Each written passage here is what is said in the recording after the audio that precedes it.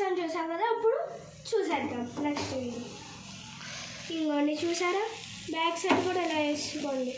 మనం అన్నం వేసుకుందాం రండి, అంత వేసుకుందాం.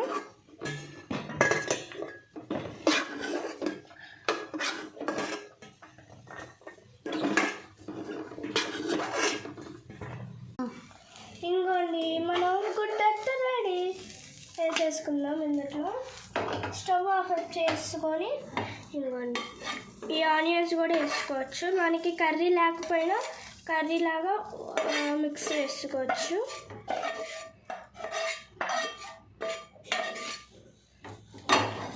ఇంకోండి వెరైటీ గుడ్డట్టు రెడీ. ఇప్పుడు వేడి వేడి అన్నంలో గుడ్డలు దంచుకొని తింటే ఉంటుంది. ట్రై చేసేద్దామండి.